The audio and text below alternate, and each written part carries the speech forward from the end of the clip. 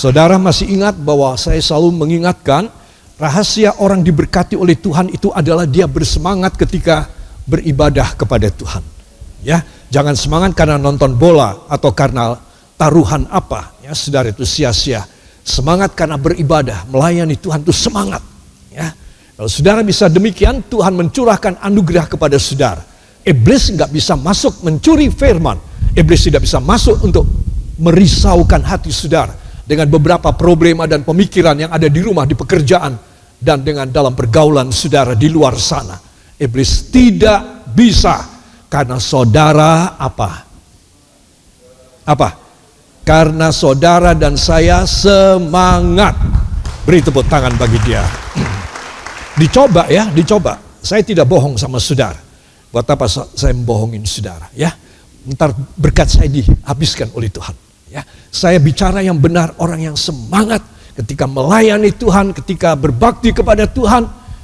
Wah, itu hebat sekali loh saudara. Ya, itu tidak main-main. Sebab saya berharap supaya kita mempunyai, katakan, saya harus memiliki Ebenezer. Karena dengan demikian, saya mendapat rahasia berkat berganda. Beri tepuk tangan bagi dia. Haleluya.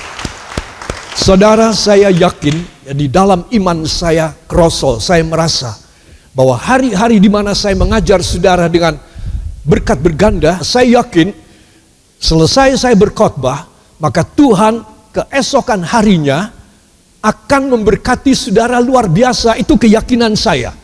Itu sebab saya akan berkata amin. Ya, wah, saudara juga bilang amin, betul juga ya. Itu sebab saya ingin supaya semua saudara yakinkan diri saudara. Katakan, tahun ini tahun yang pasti. Bukan tahun yang meragukan seperti yang lalu-lalu. Tahun ini saya akan menerima segala yang terbaik, yang lebih dari yang saya doakan, lebih dari yang saya pikirkan. Apa yang mata saya tidak melihat, apa yang telinga saya tidak mendengar, apa yang tidak timbul dalam hati saya, mulai hari ini akan disiapkan dan diberikan kepada saya demi nama Yesus. Amin. Luar biasa ya saudara. Sebab dalam Amsal pasal yang ke-25 ayat yang ke-25 ya saudara, mari kita akan buka sekali lagi Amsal 23 ayat yang ke-23. Mari kita akan baca. 1, 2, belilah kebenaran dan jangan menjualnya. Demikian juga dengan hikmat, didikan dan pengertian. Amin. Ya saudara, belilah kebenaran dan jangan menjualnya. Demikian juga dengan hikmat, ya, dan didikan dan pengertian. Saudara, saya yakinkan saudara bahwa apa yang dituliskan dalam surat Amsal ini adalah bagian dari isi hati Tuhan. Begitu banyak kita stuck, terhenti, kita macet, kita mandek. Saudara, banyak orang mundur ketika dia mengalami kemandekan dalam hidupnya. Atau dia berpikir bahwa ini bukan kehendak Tuhan, aku akan coba yang lain. Coba berhenti dan sabar sebentar. Katakan sabar sebentar. Ketika ada hambatan di depan saya, apakah saya harus bertindak? 1, menengking dalam nama Yesus. 2, saya mengoreksi hidup saya. Saudara, ada 2 hal, yaitu di mana saya dan saudara bisa dan harus kita itu stop sejenak. Jangan apa-apa maunya kesusu sekali, ingin supaya segera jadi, segera dapat. Ya saudara, maka apa yang tadi saya doakan bersama dengan saudara, apa yang mata kita belum lihat, yang tidak kita lihat, tidak kita dengar, tidak timbul di hati kita, gak ada, juga tidak ada. Kenapa? Karena kita tidak punya kesabaran. Kita tidak punya penyerahan diri kita yang total kepada Tuhan. Di situ adalah titik di mana yang iblis inginkan. Saudara harus kecewa sama Tuhan. Kalau saudara kecewa sama Tuhan, saudara ragu akan kuasa Allah. Kalau saudara ragu akan kuasa Allah, maka dia akan masuk dalam hidup saudara. Apakah saudara bakal ketipu dengan iblis? Semua katakan tidak akan. Amin. Apa saudara? Tidak akan. Itu sebab saya ingin mengajak semua saudara memperhatikan bahwa bagaimana kita bisa berkemenangan dalam tahun ini. Ya, saudara, lihatlah situasi yang kadang-kadang orang sudah mengatakan, para ahli ya, bukan orang biasa macam saya. Para ahli mengatakan ini sudah mau perang dunia ketiga. Ya, saudara, itu sejak bulan Oktober. Ya, saya masih ingat benar. Seolah-olah sebagai satu gor paduan suara. Para ahli-ahli di tiap negara mengatakan akan segera terjadi perang dunia ketiga. Tapi ternyata tidak. Saudara, apa sebab? Tuhan masih menghambat. Jangan sampai ada perang yang begitu hebat. Saudara, saudara tahukah saudara apa filosofi dari negara-negara membangun angkatan perang mereka dahsyat? Mereka mengatakan demikian. Presiden-presidennya, rajanya, ratunya mengatakan, kami membangun angkatan perang nuklir yang hebat untuk mencegah perang dunia ketiga. Saya memikirkan dan merenungkan, betul sekali apa kata mereka. Sesungguhnya mereka tidak menghendaki ada terjadi perang dunia ketiga. Sebab itu berarti habis, hancur seluruh dunia. Gak ada yang tersisa. Saudara. Tetapi mereka itu membangun, menurut saya filosofi mereka itu bagus. Supaya angkatan perang yang luar biasa dahsyat, senjata-senjata, pesawat-pesawat tempur, kapal-kapal induk, kapal-kapal selam yang dahsyat, itu bikin takut musuh. Supaya musuh tidak mulai. Yang sana juga punya pikiran, kami membangun supaya kalian takut. Jangan kalian mulai. Nah, sehingga perang dunia ketiga tidak terjadi. Sampai dengan detik ini.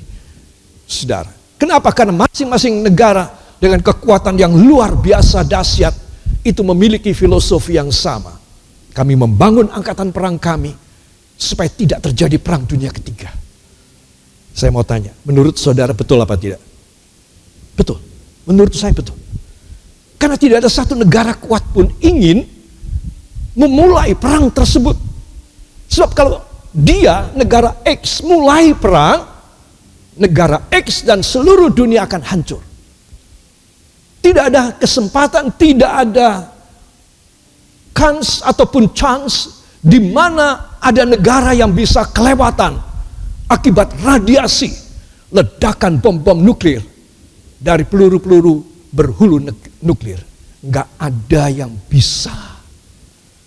Jadi mereka membangun itu sebetulnya untuk mengerem. Saudara, saya beritahu kelanjutannya. Kelanjutan daripada mereka mengerem untuk tidak terjadi perang dunia ketiga adalah itu suatu kesempatan buat umat manusia untuk bertobat. Amin. Yang setuju beri tepuk tangan buat Tuhan. Jadi, karena tidak terjadi perang dunia ketiga, maka orang-orang dibikin sadar bahwa mereka membutuhkan juru selamat. Jadi ini adalah golden time, adalah waktu emas, di mana sebagai satu kesempatan, injury time dalam sepak bola, untuk apa? Untuk merevisi angka. Untuk memperbaiki kondisi yang jelek. Supaya tidak terjadi chaos, tidak terjadi kehancuran. Saudara, dan ini harus kita pakai sebaik-baiknya. Bukan hanya Tuhan tolong memberkati hamba luar biasa saja, tetapi ikuti, tetapi, angkat tangan saudara, tetapi saya harus menjadi bagian dari rencana akhir zaman untuk menyelamatkan orang-orang yang belum selamat, agar mereka diselamatkan dalam nama Yesus. Amin. Beri tepuk tangan bagi dia. Jadi para kekasih, menurut saya injury time ini ya golden time bagi orang yang sakit jantung. Itu golden time bagi orang sakit jantung itu hanya sekitar 23 menit.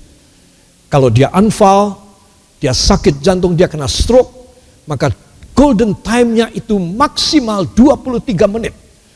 Harus segera dengan cara yang bagus, cara yang sesuai dengan cara dokter dan kesehatan diangkat.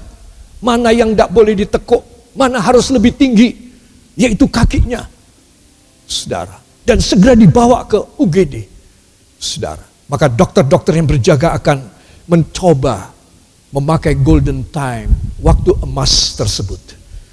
Siapa tahu dia bisa hidup. Dan kalau dia hidup jangan sampai cacat. Saudara, golden time kita adalah tidak terjadinya perang dunia ketiga. Saudara, karena semua negara mempunyai filosofi yang demikian. Aku kuat supaya kamu nggak berani. Awas kalau sampai kamu berani, karena aku kuat.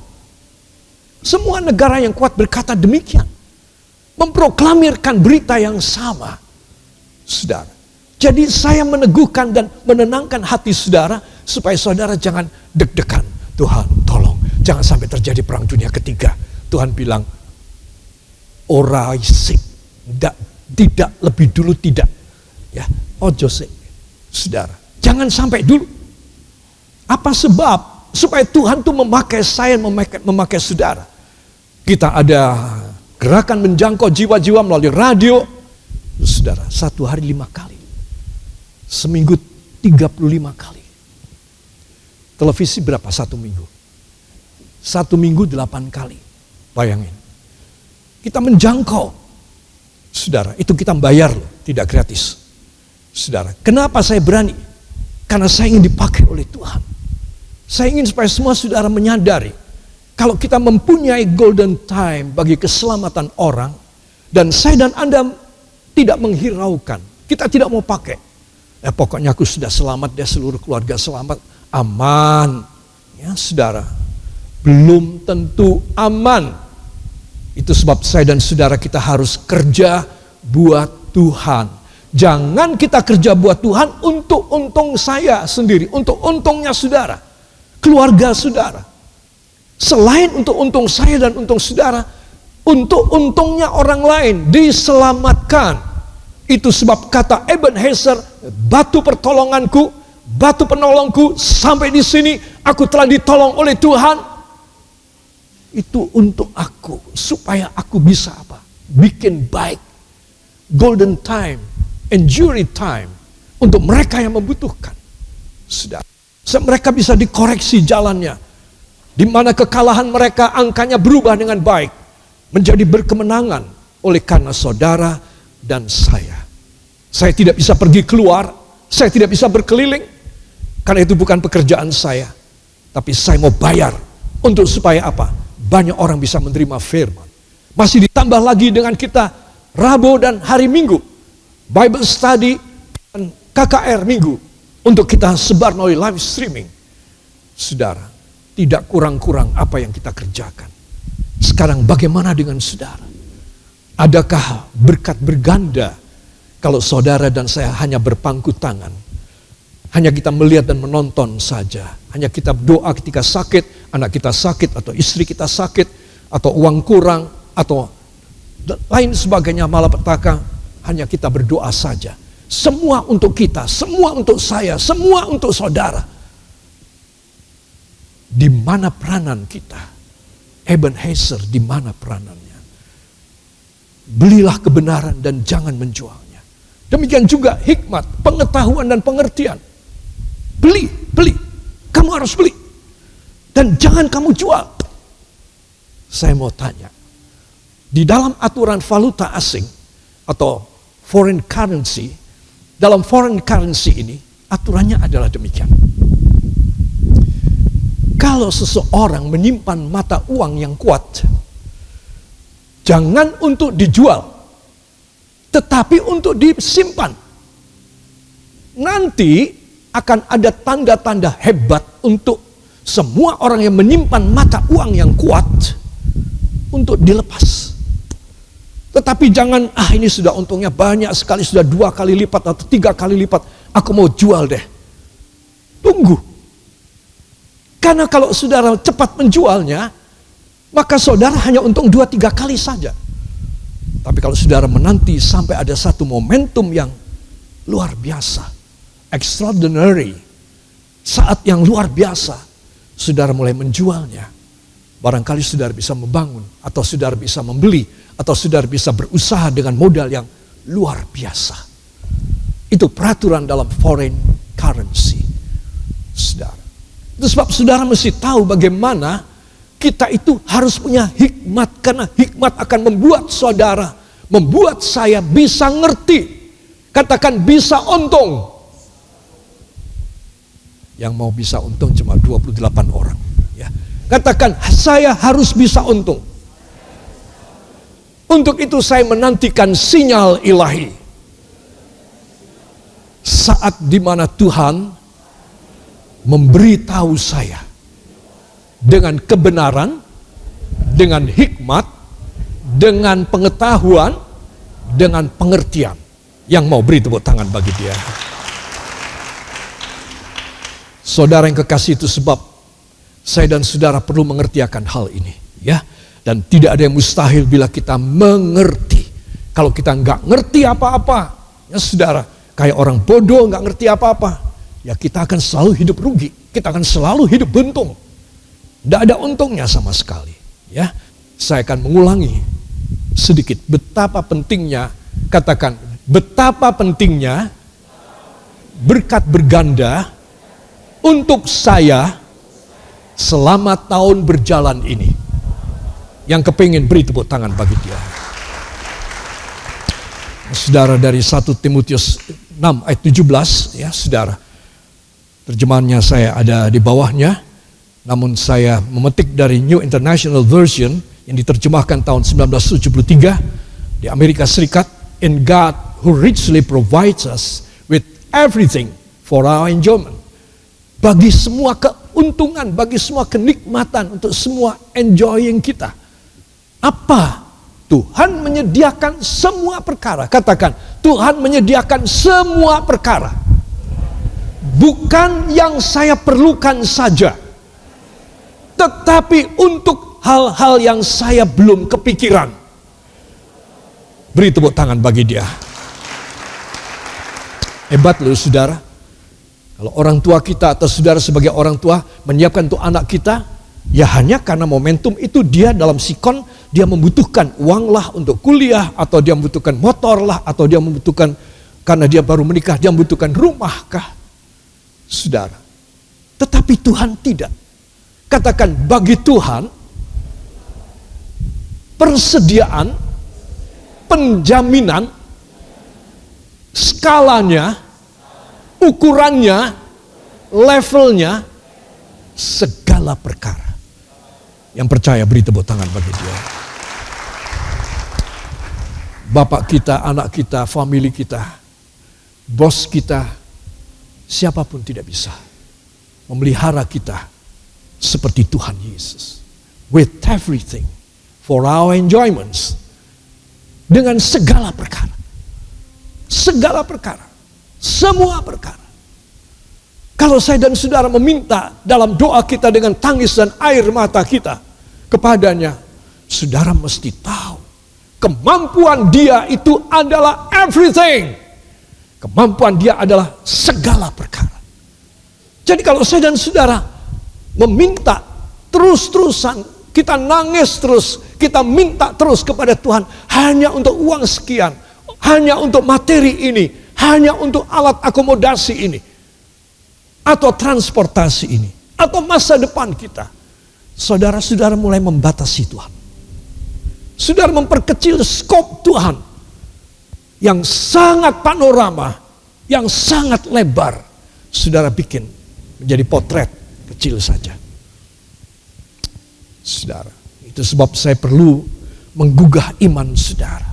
Orang beriman adalah bukan hanya percaya kalau mati masuk sorga, tetapi orang beriman adalah orang yang ketika masih hidup, katakan, ketika saya masih hidup, Tuhan memenuhkan janji-janjinya. Dalam satu kata, everything, segala perkara. Beri tepuk tangan bagi dia.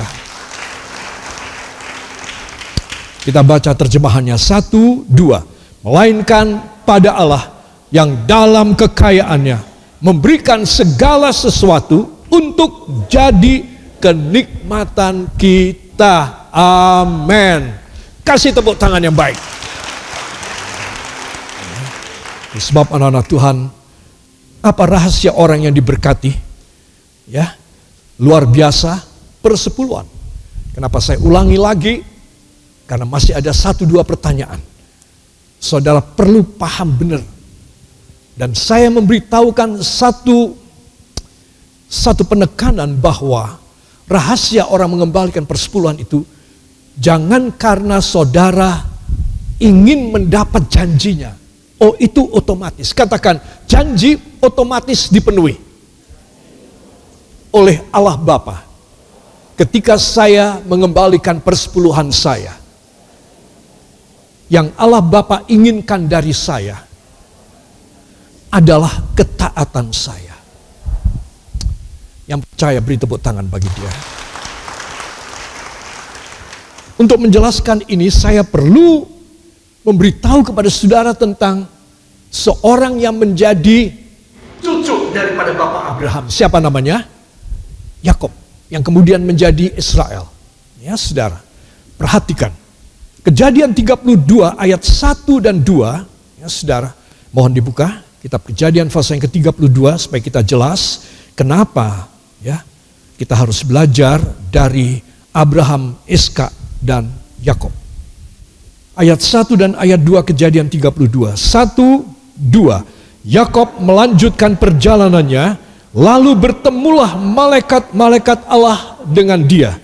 Ketika Yakob melihat mereka, berkatalah ia, ini bala tentara Allah. Sebab itu dinamainyalah tempat itu Mahanaim. Amin. Terima kasih, silakan duduk kembali. Apakah Mahanaim? Mahanaim berarti aku telah melihat malaikat Allah. Dan itu sebab aku menamakan tempat ini sebagai apa saudara? Mahanaim. Aku telah melihat malaikat Allah. Saudara, nanti kita akan melihat bahwa Yakob itu bukan hanya melihat malaikat. Tetapi nanti kita akan melihat dia melihat Allah dan dia bergumul dengan Allah. Kenapa mesti demikian? Tidak sembarang orang. Mungkin di dalam seluruh dunia pada waktu itu hanya Yakob yang berani berbuat demikian. Bergumul dengan Allah. Dan dia telah menang. Saudara, dan itu semua karena apa? Karena didahului dengan dia melihat malaikat-malaikat. Malaikat ini gak bicara apa-apa. Karena mereka tidak mendapatkan perintah untuk bicara dengan Yakob. Jadi malaikat-malaikat ini hanya berparade, berjalan, berombongan, turun dari langit, berjalan sebentar, naik lagi ke langit. Saudara. Dan Yakob juga tidak, dia bukan seorang yang kepo seperti kita. Malaikat, kamu dari mana, mau kemana? Bolehkah engkau menolong aku? Sebentar lagi aku akan ketemu dengan kakakku dan mungkin dia akan membunuh aku. Saudara, dia melihat malaikat-malaikat ini begitu hening, begitu khidmat, berjalan diutus oleh Allah dan naik kembali ke sorga. Dia yang ketakutan, saudara, dan dia berkata, aku telah melihat malaikat Allah. Dan dia memberi nama tempat itu adalah Bet-El. Halo, tempat itu namanya apa? Mahanaim. Ya, Mahanaim adalah tempat di mana aku melihat malaikat Tuhan. Saudara, Bet-El sudah kemarin ya. Ketika 21 tahun yang lampau, dia melewati sebuah desa yang bernama Luz. Dan dia tertidur pada sebuah batu yang besar. Dan dia bermimpi ketemu dengan Allah di ujung anak tangga. Dan dia berkata, aku telah ketemu dengan Allah. Aku akan memberi tempat ini adalah Bet-El. Aku kasih nama Bet-El, rumah Allah. Saudara, mungkin saudara berkata, kenapa ya? Yakob itu kok sering memberi nama. Ada lagi yang lain. Saudara, orang memberi nama itu sebagai sesuatu memorial, peringatan bagi dia. Ya, saudara. Dan Yakob itu adalah seorang yang sangat teliti sekali Semua momentum dia dengan Allah selalu dia kasih nama. Heran. Abraham tidak seperti itu. Saudara, Iskak ayahnya juga tidak seperti itu. Tapi dia sangat istimewa. Itu sebab walaupun dia seorang yang berdosa, mencuri hak kesulungan daripada kakaknya. Siapa nama kakaknya? Esau. Tapi Tuhan Maha Pengampun dan Tuhan memberikan justru satu privilege. If we see all the walking spiritually and history of his life, Jacob just very extraordinary. Because he every time in the momentum time, a very special time in his life, he always gave a name to the place, to the upon everything that he find and he have the experience in it. He just gives the name. It is because he want to become a memorial, a strengthen, kekuatan for he himself. Because he know my journey, my traveling, my struggling to find and to meet with my brother is just a very long and so hard. Kalau perjalanan saya terlalu berat, kiranya saudara selalu memberi nama pada suatu peristiwa dalam hidup saudara. Saya juga demikian. Apa yang saya beri nama? Tuhan, selalu engkau menolong kepada hamba. Coba engkau tadi tidak menolong hamba, habislah hamba. Dan saya memberi nama apa? Saya memberi nama, Tuhan, engkaulah juru selamat saya. Engkaulah pemberkat saya. Lain kali saya memberi nama, engkaulah yang menyembuhkan saya. Jehovah Rafa. Ketika saya membutuhkan uang yang banyak dalam jumlah, saudara, engkaulah Jehovah Jireh. Saya memberi nama siapa dia, seperti apa yang sudah tertulis di dalam kitab suci. Yakob mempunyai sifat yang baik sekali di antara hidup yang tidak baik. Tidak ada seorang manusia sempurna. Seperti kita ketahui bahwa semua manusia berbuat salah dan dosa. Tetapi ada kebaikan yang hebat dari orang ini. Saudara, kebaikannya adalah selalu menggandengkan peristiwa dengan nama Allah. Coba. Kayak gitu loh orang Kristen. Yang akan diberkati dan akan dipercayai luar biasa. Angkat dua tangan saudara, ucapkan terima kasih. Terima kasih Bapa. Terima kasih Yesus. Terima kasih Roh Kudus. Beri tepuk tangan bagi dia. Kembali angkat dua tangan saudara. Oleh sebab itu para kekasih, pulanglah. Terimalah damai, sejahtera dan anugerah yang turun dari takhta Allah Bapa, Allah Putra, Allah Roh Kudus. Allah yang Maha Esa dan Maha Tunggal adanya, memberkati rumah tangga dan mata pencaharian saudara, studi segala usia, perjalanan di malam yang gelap, di dalam kota, luar kota, kemana saudara berangkat, tiba dengan aman dan sentosa, tidak lelah, namun penuh bahagia dan sukacita. Dan mulai malam ini Tuhan menyiapkan perjanjian ilahi bagi tiap saudara. Diberkatilah engkau yang akan melaksanakannya. Dan segala korban kolekte saudara dihargai, teristimewa. Segala pengembalian persepuluhan saudara sesuai dengan Kejadian 14 ayat 18, 19 dan 20. Sesuai dengan segala perintah Allah melalui Nabi Maliakhi pasal yang ketiga ayat 8 dan 10. Dan dibaharui untuk perjanjian baru di dalam surat Ibrani 7 ayat 1 sampai 10. Dikembalikan semua persepuluhan saudara luar biasa. Dibangunkan lumbung-lumbung bagi saudara. Dan bila mana lumbung itu penuh, saudara akan dibangun lumbung yang lain oleh Tuhan. Pulang dengan berita baik ini. Sejarah hidup yang akan berubah hanya di dalam nama Tuhan Yesus Kristus, Juru Selamat dan penebus kami. Dan kita yang percaya itu terjadi, mengaminkan. Amin. Beri tepuk tangan bagi dia.